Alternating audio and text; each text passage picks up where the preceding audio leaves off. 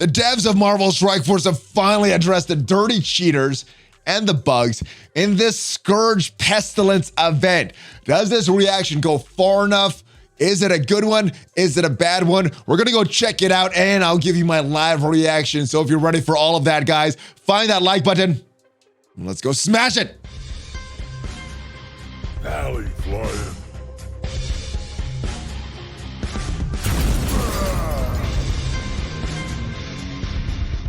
Hello. What is up, Valley Maniacs? I am ValleyFlyin. I want to welcome you back to the ValleyFlyin channel. And in this video, we are talking about the cheaters and the bugs in this otherwise very good Pestilence Scourge event. I'm having a lot of fun with this event, despite there being a lot of cheaters on the leaderboard, despite there being some bugs and things not working like it's supposed to. But we got a blog post addressing all of that just came out. I actually had another video planned, ready, edited, uploaded, and then I saw this blog post. I thought, all right, I got to do this video. So later this week, there will be a video on the top 10 pay-to-win characters in all of Marvel Strike Force, kind of the opposite of that free-to-play video that we normally do every month on, or most months on this channel. But yeah, that is coming out later this week. Let's go address this Pestilence Scourge event issues. With the Pestilence Scourge event in full swing, there have been issues and we want to provide you with some updates. All right, first, they're going to address the cheaters. There have been a number of accounts that have appeared on the leaderboards that clearly could not have earned the points necessary to get there. Yes, they're dirty cheaters. There's some questionable ones as well. The questionable ones are the ones that I'm worried about, but these obvious ones, these ones that players are using burner accounts to test their cheating abilities, those are a little obvious. All right, the dev team.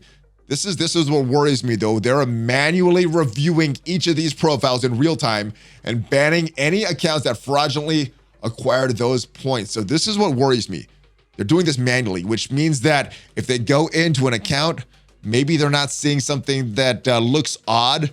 They get maybe a 21 million player that didn't bother to play this account or to play the event, and they got this crazy score. Well, what's going to happen to that? Are they reviewing just the scores and their total collection power, or are they reviewing what they needed to do to get there? How many times they resetted the node, looking at some other indicators to see if a person is cheating? I don't know, but this manual review does kind of worry me. I'm glad that they're addressing this, though. I'm glad they're reviewing this. The manual part, I hope they could get some kind of algorithm to look at this and maybe set off a flag on some of these things, because as we know with these algorithms that they had a lot of erroneous bans previously. So yeah, I thought I was, as I'm saying that, I was like, maybe that's not the solution. Right? To maintain the integrity of the rank rewards, there'll be a delay period of 24 hours after the event ends to allow time to review the final standings beyond the top 100 in the leaderboards and remove any accounts that did not rightfully earn their place. So this is a good thing. This is a good thing. While it does suck that we're going to be delayed for the rewards, for our red stars for Morgan Le Fay, for our shards for Morgan Le Fay, it is good that hopefully they catch all of the cheaters. The part that worries me that they're doing this manually, but it's good that they're looking outside the top 100 on the leaderboards. How far are they going to go down? Are they going to go into that entire top 8% to see everybody that's getting that 5-star Morgan Le Fay? This is a little more, actually I say a little more, this is a lot more friendly than some other legendary releases that we've had in the past. So that 5-star unlock is, I think, is a good thing. But yeah, hopefully they catch everybody. Hopefully they get some kind of system that flags accounts and they could go in and manually review these, but not sure what they're actually looking at. It was my assumption that they're just looking at score and TCPs, which wouldn't flag every single cheating account. As there are many accounts to review, this does mean that there'd be a delay in delivering shards for Morgan Le Fay, but we will work as quickly as possible to minimize the waiting time. Well, if it's not within this 24 hours, that is not what's described. So, yeah, it's going to be delayed before we get through our rewards in the game. All right, second. There's several Scourges that are currently not functioning and are basically free points. So make sure you equip every single one of these, ladies and gentlemen. As many players have already been able to take advantage of this, we'll leave these Scourges unchanged for the duration of the event. I'm glad they're making this clear and allowing everybody that use these free Scourges and to get these points and not fixing them in this event. Yes, for most bugs, I want them to fix them right away, but because people were able to take advantage of this, put in their scores, I'm glad that they're not things it gives us. Now, if you weren't paying attention to yesterday's video or some of these recent videos, these are the Scourges that you should be equipping right now. The functionality of these Scourges will be fixed for the next Scourge event. So hopefully kind of screws the players in the future Scourge events, but it makes it fair for this current Scourge event right now. But Dark Resolve 1 and 2 do nothing, just give you more points. Vile Rally does nothing except to give you more points. Same with Poison Energy 1 and back in the fight. All that stuff, just equip them. It's going to give you just points. To ensure that players are aware of this, we're updating the description of these Scourges. Likely today, not necessarily today though. And to call out, you get free points for adding these to your run. We're also extending the duration of the Scourge event to allow players enough time to utilize these Scourges if they wish. This kind of sucks. This delays the getting of our Morgan Le Fay shards and red stars even more. But again, for the sake of fair play and fairness, yes, this is the right thing to do. But it does suck. It does suck that there's still a few more days left in the event and they're just extending it another day. We have to wait even longer to get our shards. But I guess the good thing is that we're not going to see dark hold themes all over the place for at least a couple more days now.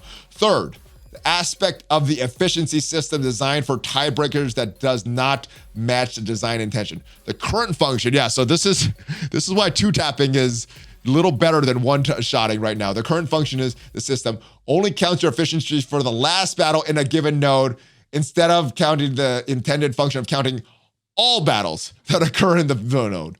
Again, as many players have already been able to use this, yes, and if you've been using your runs, hopefully you've been two-tapping, three-tapping nodes, we will leave it unchanged for the next Scourge event. Keep in mind, this only affects tiebreaker scores and adds a small amount of points to the total. I can confirm this. This is not a huge points that you're getting from this. You're getting more points for actually equipping the Scourges, but it does have a tiebreaker. So this will score you more points if you're two-shotting or three-shotting nodes and then going in and cleaning them up roundabout. All right, finally, we set questions in regard to the ICU Scourge and how it interacts with a character like Spider-Man Miles, who activates stealth at the start of the battle. The combat modifier for the Scourge is not actually active on spawn when passive abilities are applied. Basically, the current interaction is working as intended, so and that is not included in this, but basically you should include it. It affects all the other characters. It affected Dark Phoenix and things like that, but does not affect Miles because he does that on spawn. So that's working as intended, just not clearly